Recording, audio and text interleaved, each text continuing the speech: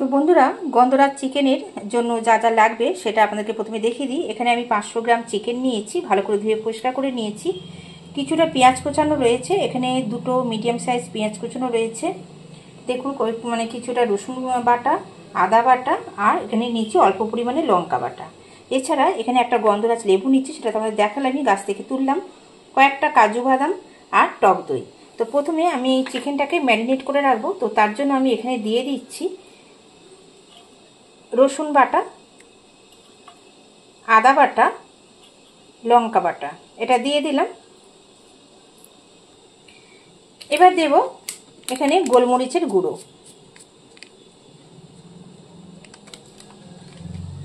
দেব টক দই, 2 থেকে 3 চামচ আমি টক দই দিচ্ছি।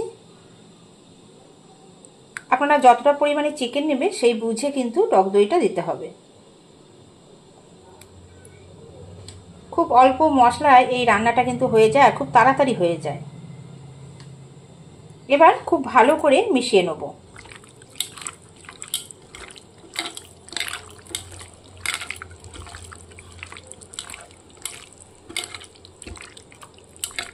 দেখুন সমস্ত চিকেনের গায়ে মশলাটা ভালো করে মিশিয়ে নিয়েছি। নিয়ে আধ ঘন্টা এটাকে আমি রেখে দেবো।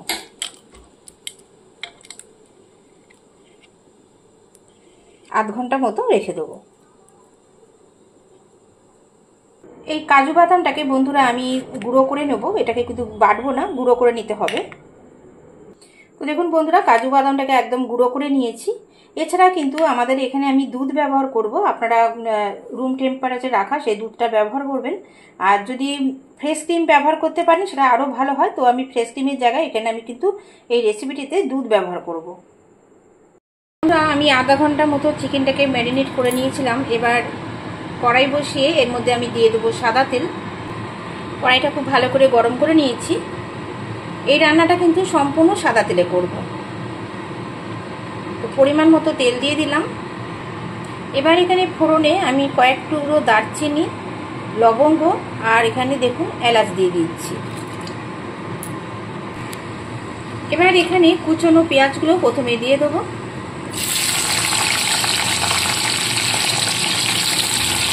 এই রান্নাটায় কিন্তু আমি পেঁয়াজ বাটা ব্যবহার করছি না, এখানে দুটো মিডিয়াম সাইজ পেঁয়াজই আমি ব্যবহার করছি, সেটা হচ্ছে কুচনো দিচ্ছি তেলের মধ্যে। একটু হালকা লাল লাল করে পেঁয়াজটা আগে ভেজে নিতে হবে, খুব বেশি কিন্তু লাল করব না, একদম হালকাভাবে।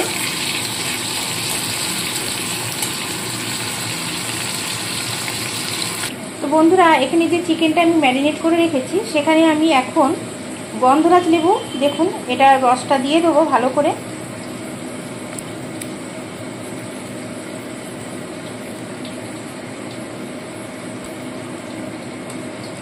গোটা লেবু হাফেরও কম এক ফালি নিয়েছি, সেটা রসটা দিয়ে দিলাম। দিয়ে ভালো করে মিশিয়ে নেব।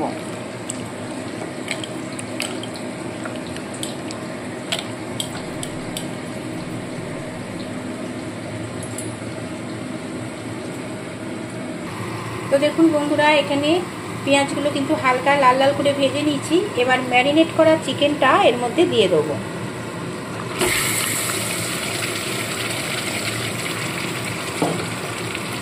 একদম আঁচ কমিয়ে চিকেনটাকে কষাতে হবে।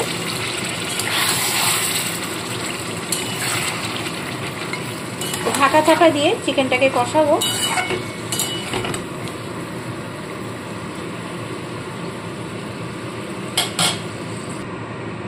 এবার আমি ঢাকা চাপা দিয়ে দিচ্ছি। তো ঢাকনাটা খুলে বন্ধুরা আর একবার একটু নাড়াচাড়া করে নেব।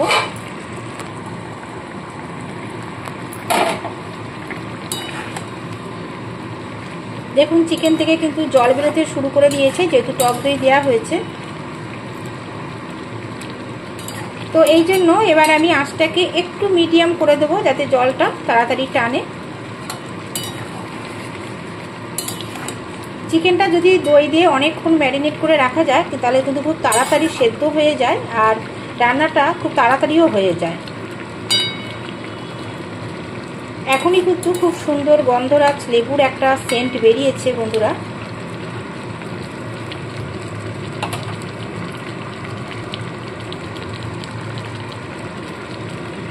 তো এইবার আমি এখানে দেখুন যে কাজু বাদামটা গুঁড়ো করে রেখেছি, সেই কাজু বাদাম গুঁড়োটা দিয়ে দেবো। কাজু বাদাম গুঁড়োটা দিয়ে দিলাম, দিয়ে ভালো করে মিশিয়ে নেব। কাজু বাদাম দেওয়ার পর আঁচটাকে কিন্তু একদম লোতে নিয়ে আসতে হবে।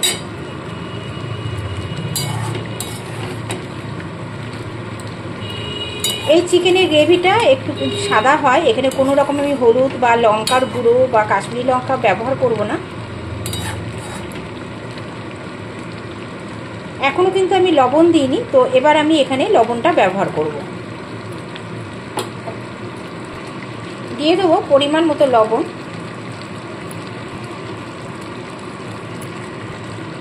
খুব ভালো করে মিশিয়ে নিতে হবে।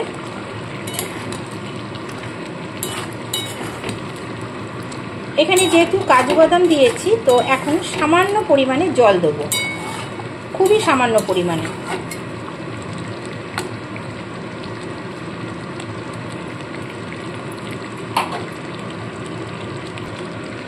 দেখুন খুব সামান্য পরিমাণে জল দিচ্ছি, দিয়ে ভালো করে মিশিয়ে আবারও ঢাকা চাপা দিয়ে দেবো।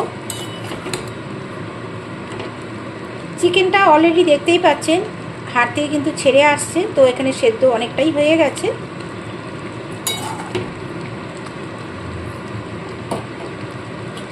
ঢাকা দিয়ে দিলাম। তো বন্ধুরা দেখুন জলটা কিন্তু অনেকটাই টেনে গেছে আর চিকেনগুলো কিন্তু সেদ্ধ হয়ে গেছে। এবার এখানে আমি ঝালের জন্য গোলমরিচ গুঁড়ো ব্যবহার করছি। আর এইবার আমি যে জলটা ব্যবহার আর করব না, জলের পরিবর্তে এখানে আমি দুধ ব্যবহার করব।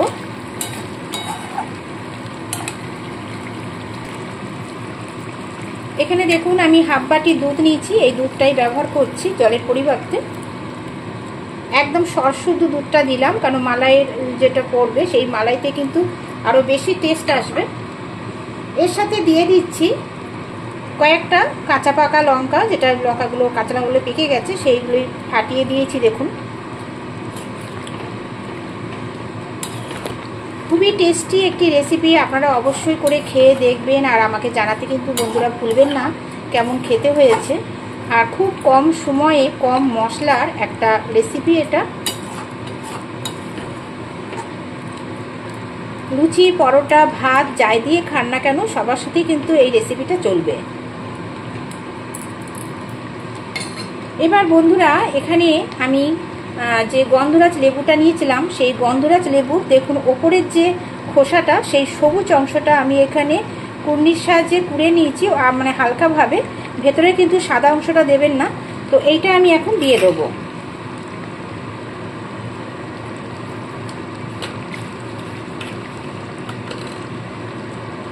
দিয়ে দিলাম। আর এবার যেহেতু টক দই দিয়েছি, অল্প পরিমাণে এখানে আমি চিনি ব্যবহার করব। দেখুন এখানে হাফ চামচ ছোট চামচে চিনি দিয়ে দিলাম। সুন্দর কালারফুলের জন্য এখানে আমি একটা ছোট টমেটো আর একটা ছোট ক্যাপসিকাম ডুবো ডুবো করে কেটে নিয়েছি, সেটাই কিন্তু এখানে দিয়ে দেবো। দিয়ে এবার হালকাভাবে নাড়িয়ে 1 থেকে 2 মিনিটের জন্য ঢাকা চাপা দিয়ে রাখবো। দেখুন একটা ক্রিমি ভাব চলে এসছে, একদম মাখো মাখো হবে এই রেসিপিটা, খুব বেশি কিন্তু জল থাকবে না। আর যেহেতু দুধ দিয়েছি একটা সুন্দর কিন্তু টেক্সচার চলে আসছে, অসম্ভব টেস্টি। বন্ধুরা আপনারা অবশ্যই করে খেয়ে দেখবেন, আমি বলছি দুর্দান্ত স্বাদ এই রেসিপি। একবার করে খেলে কিন্তু বারে বারে করার ইচ্ছা হবে, আর খুব কম সময় যেহেতু হয়ে যায়। এবার আমি 1 থেকে 2 মিনিটের জন্য ঢাকা চাপা দিয়ে রাখবো। তো বন্ধুরা 2 মিনিট পরে ফিরে এলাম। চিকেনটা আমার সম্পূর্ণ রেডি। আর বেশি জলটাকে শুকোবো না, তো এরকমই গ্রেভি রাখবো। এবার আমি নামিয়ে নিচ্ছি, তারপরে আবার আপনাদের সামনে দেখিয়ে দিচ্ছি কেমন হলো।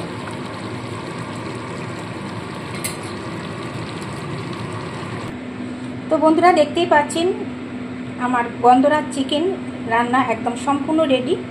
আর অসাধারণ খেতে এর স্বাদ, দেখতেও কিন্তু খুবই কালারফুল লাগে। তো আপনারা অবশ্যই বাড়িতে বানিয়ে খেয়ে দেখবেন কেমন লাগে, আমাকে জানাতে ভুলবেন না। আর নতুন বন্ধুরা যারা আমার চ্যানেলটিকে দেখছেন এখনও সাবস্ক্রাইব করে নেননি, প্লিজ বন্ধুরা চ্যানেলকে সাবস্ক্রাইব করে পাশে থাকা বেল আইকনটি প্রেস করে দেবেন। সবাই খুব ভালো থাকবেন, সুস্থ থাকবেন। আর নতুন বন্ধুরা আর পুরাতন বন্ধু সবাইকে আমার তরফ থেকে অসংখ্য অসংখ্য ভালোবাসা আর ধন্যবাদ জানাচ্ছি। তো আমি আবার অন্য কোনো রেসিপি নিয়ে ফিরে আসবো আপনাদের সামনে।